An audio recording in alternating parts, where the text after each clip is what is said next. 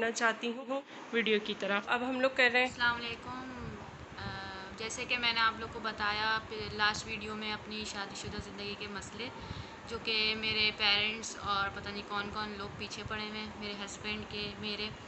तो मैं आज और कमेंट्स भी आ रहे हैं, रट्टा लगाया हुआ है या पता नहीं कौन कौन से कमेंट्स कर रहे हैं। तो मैं आज उन्हीं लोगों को बोल रही हूँ कि ये रट्टा नहीं है, उन लोगों के लिए घिसट्टा है जो मेरे पीछे पड़े हुए हैं, और ये लोग घिसटते ही रहेंगे जब तक मेरे पीछे पड़े हुए ये लोग घिसटते रहेंगे। अल्लाह ताला उन लोगों को ये रटवाएगा कि ये अपने शौहर के साथ, अपनी फैमिली के साथ, अपने ससुराल वालों के साथ खुश है। तो आप लोग को जितना कुछ बोलना है बोले, मुझे कोई फ़र्क नहीं पड़ता, हम लोग को कोई फ़र्क नहीं पड़ता। जिसको जो बोलना है बोले, रट्टा लगता है या कुछ भी लगता है आप लोग बोलें। तो मैं अल्हम्दुलिल्लाह अपने शौहर के साथ खुश हूँ, बहुत खुश हूँ। और आप लोग कुछ भी नहीं कर सकते, हमें अलग नहीं कर सकते। जितने भी आप लोग को दुश्मनी करनी है आप लोग करें, तो हम लोग को कोई फ़र्क नहीं पड़ता। और हम लोग ऐसी अपने हंसी खुशी हम लोग अपना दिखाते रहेंगे कितना हम लोग खुश हैं, क्या कर रहे हैं अपनी फैमिली में। और ये बाकी हमें दुश्मनों का कुछ नहीं करना, वो लोग ऐसे ही घिसटते रहेंगे मेरे पीछे। अब अपने पेरेंट्स को ये मैसेज देना चाहती हूँ कि आप लोग को जितना कुछ करना है आप लोग करें, क्योंकि आप लोग ने तो मुझे ये कह दिया था कि तुम हमारे लिए मर गई हो। रात के 4 बजे आप लोग ने निकाल के फेंक दिया और सब मेरे ससुराल वालों से कह दिया कि ये हमारे लिए मर चुकी है। तो अब मैं वाकई आप लोग के लिए मर चुकी हूँ। तो आप लोग को जितना कुछ करना आप लोग करें। और मेरे हकीकी वालिदैन वो हैं जो मुझे उस वक्त उठाकर लेकर आए, जो मेरी सास ससुर हैं, मेरी असल बहनें वो हैं जो मुझे समेट कर उस रात को लेकर आई। तो आप लोग को अब सगे बनने की ज़रूरत नहीं है, अब मेरे सगे नहीं हैं। आप लोग मेरे लिए भी मर चुके जिस तरह आप लोग ने मुझे मार दिया था। तो अब आप लोग को जो करना है करें। और क्या आप लोग दूसरी जगह मेरी शादी करते तो इसी तरह मुझे सताते? क्या आप लोग मेरी पसंद से खुश नहीं हैं? मेरी पसंद कानून इजाज़त देता है, इस्लाम इजाज़त देता है बच्ची को पसंद की शादी, और आप लोग कैसे माँ बाप बने हैं मुझे समझ नहीं आता। लेकिन आप लोग ने कह दिया था मर गई, तो मैं वाकई मर गई हूँ। आप लोग को जो हरकतें करनी है करें। मैं अल्हम्दुलिल्लाह बहुत खुश हूँ, बहुत खुश हूँ, और मैं दिखाती रहूँगी मैं कितनी खुश हूँ। तो आप लोग जितना कुछ करेंगे दुनिया में ही अल्लाह ताला इंसान को दिखाएगा कि जो कुछ आप लोग कर रहे हैं अल्लाह ताला दुनिया में ही दिखाता है। मैं तो सिर्फ सब्र करके बैठी हूँ कि आप लोग संभल जाएं, अल्लाह ताला आप लोग को हिदायत दे दें, आप लोग एक्सेप्ट कर लें कि मैंने अपनी पसंद से शादी की है। मैं बहुत खुश हूँ अल्हम्दुलिल्लाह। और आप लोग कहते हो हैसियत नहीं है मुझे देने के लिए कुछ, अल्हम्दुलिल्लाह मुझे कुछ भी नहीं चाहिए, मेरे पास सब कुछ है। मैं अपने शौहर के साथ खुश हूँ और हर चीज़ में बहुत खुश हूँ। मुझे आप लोग से वाकई कुछ नहीं चाहिए, मैं आप लोग के लिए मर गई हूँ और आप लोग भी मेरे लिए मर चुके हैं। सिर्फ जो अब मेरे हैं मेरे माँ बाप, मेरी सास ससुर हैं और मेरा शौहर है। और आप लोग को अल्लाह ताला दुनिया में ही दिखा देंगे। जितना आप लोग बुरा करना चाहते हैं आप लोग करें, अपनी कोशिश पूरी करें। लेकिन ये जो अल्लाह ताला ने रिश्ता जोड़ा है बहुत मजबूती से जोड़ा है, जो कभी टूट नहीं सकता। कोई भी कुछ कर ले ये नहीं टूट सकता अल्हम्दुलिल्लाह।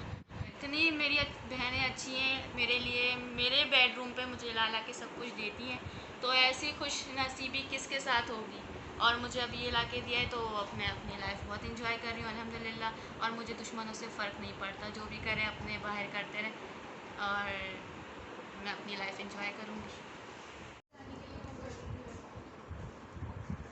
ईद के हवाले से कोई बात बतानी थी अपनी वालदा की, कि उनकी ईदी का क्या चक्कर हुआ। पहले उनकी वालदा ने मिलने के लिए कहा, तो और कहा कि हम तुम्हारी ईदी लेकर आना चाहते हैं। तो हम लोगों ने भाभी ने हमसे इजाज़त मांगी, हमने बोला ठीक है आप उनको आने दो, ईद का मौका ऐसा होता है दुश्मनों से दोस्ती और गले मिलकर जो है दिल की परेशानियां जो हैं वो दूर की जाती हैं। तो जिसके ऊपर भाभी ने फिर अपनी वालदा से कहा कि हाँ आप लोग आ जाएं। तो फिर 2-4 दिन बाद फ़ोन करके कह रही है कि हाँ मैंने तैयारी कर ली है, ये है वो है।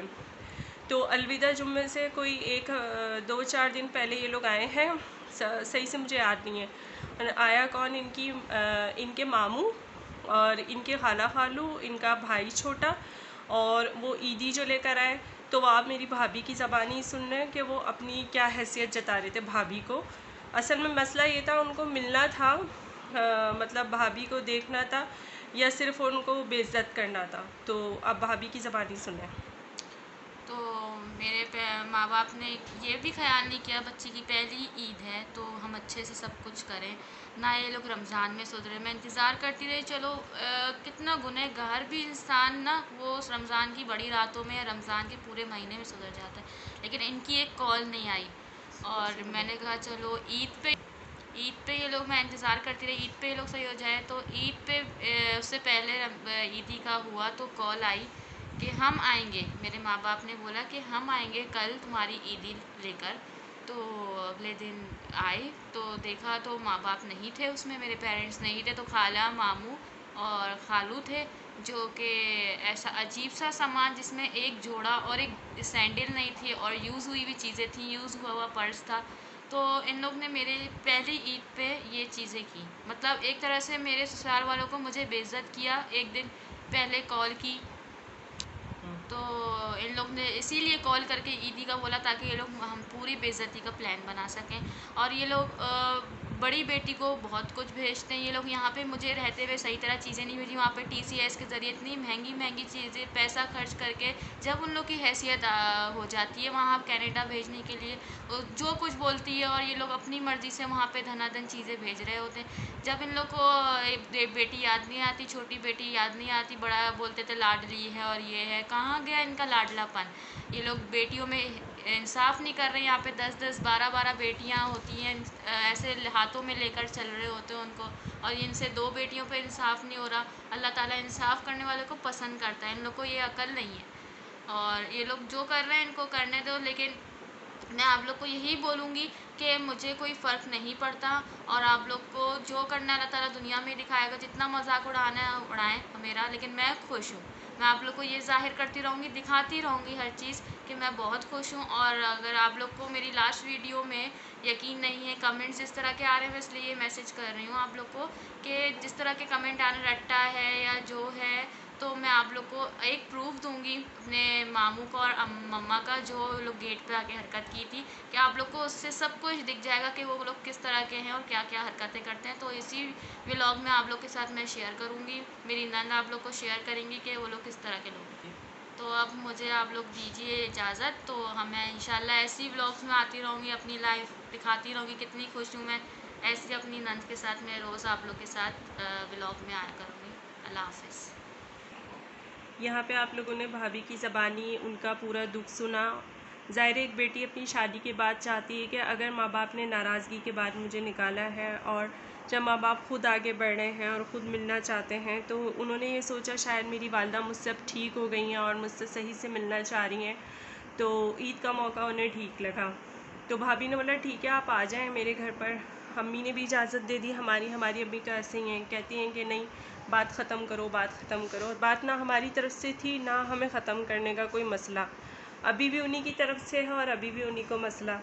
उनकी समझ में ये नहीं आता कि उनकी बच्ची का घर बस गया है तो वो और क्या चाहती हैं और क्या। इतना अच्छा लड़का मिल गया, ठीक है, इतने अच्छे घर वाले मिल गए, आप लोगों के सामने इतने रिश्ते के प्रॉब्लम्स हो रहे हैं। मैं मतलब काफ़ी मेरी जान पहचान वाले लोग हैं, तो मैं उनके रिश्तों के मामला मतलब देख रही हूँ। अगर किसी लड़की की शादी हो भी गई तो अपने घर में खुश नहीं है, ठीक है।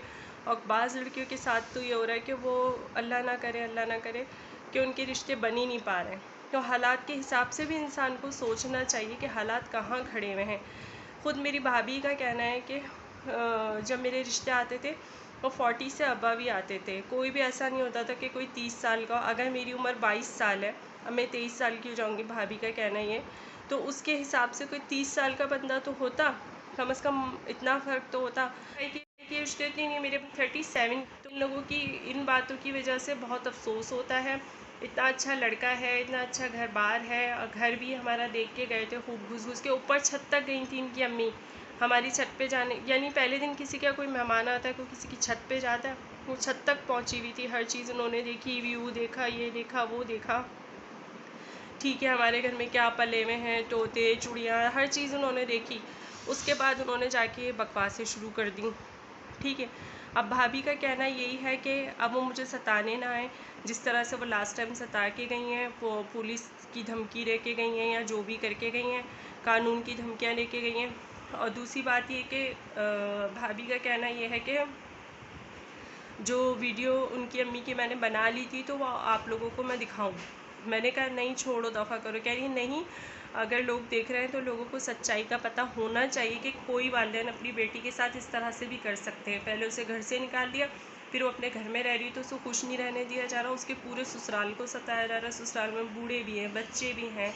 तो उनके कहने का मतलब ये है कि ये क्या चाहती है, ये क्यों कर रही हैं। और फिर माशरे में भी जो है लोगों को पता नहीं क्या क्या कहती फिर रही हैं। भाई अगर आपकी बेटी ने पसंद से शादी की तो आप अपना मसला अपने घर तक रखो। फिर जब आप उसको घर से निकाल ही चुकी हो, हर बात कर चुकी हो, तो आप इस तरह की बातें क्यों कर रही हो। आपको नहीं करनी चाहिए, सब बिल्कुल गलत है। हमारी वीडियो बनाने का मतलब यही है, भाभी की भी वीडियो बताने का मतलब यही है कि खुदारा कोई भी अपने घरों में अगर लड़कियां रह रही हैं तो उनको सुकून से रहने दिया जाए, हमें भी सुकून से रहने दिया जाए। और उनकी वालदा आप जो कुछ भी कर रही हैं वो संभल जाएं। फिर मेरी भाभी यही कह रही नहीं संभलेंगी तो फिर हम इसी तरह से वीडियो बना के उनको बताते रहेंगे कि हम खुश भी हैं। अगर वो हमें सताएंगी तो हम वो भी बताएंगे कि हमें सता रही हैं, जैसे कि वो हम बता रहे हैं। अभी तो हम अब काफ़ी बातें जो हैं जो नहीं करना चाह रहे हैं, अच्छा नहीं लगता। तो जो भी बात थी हमने आप लोगों को बता दी। तो अब आप लोगों से मेरी मुलाकात होगी नेक्स्ट वीडियो में, जो भी मतलब मामला चल रहे होंगे उसके हिसाब से मैं आपसे बात करूँगी। तो मुझे इजाज़त दीजिए, मिलती हूँ नेक्स्ट वीडियो में। अल्लाह हाफ़िज़। चुप हो जाओ आप लोग, तुम लोग चुप रहो। बस अपनी बेटी को देख लो। बेटी से मिलने नहीं दे रहे। ये दिखा मैं इनको बता रही हूँ, हमें बेटी से मिलने नहीं दे रहे। आप बेटी से मिलने, वो बेटी वो करेगी। मरेंगे तो आप लोग। बस जाओ भाई, मेरे घर का माहौल खराब नहीं करो। आ जाओ बस। अब मैं मिलने आऊंगी ना तो इंशाल्लाह कानून के तहत आऊंगी। जाए यहाँ से। कचरे की तरह जब बाहर निकाला था, कचरे की तरह जब बाहर निकाला था, जब सोचती ना कानून वानून फलाना ढिमकाना, अब मत आना यहाँ पे। चुप हो यार, तुम चुप हो जाओ, चुप हो जाओ।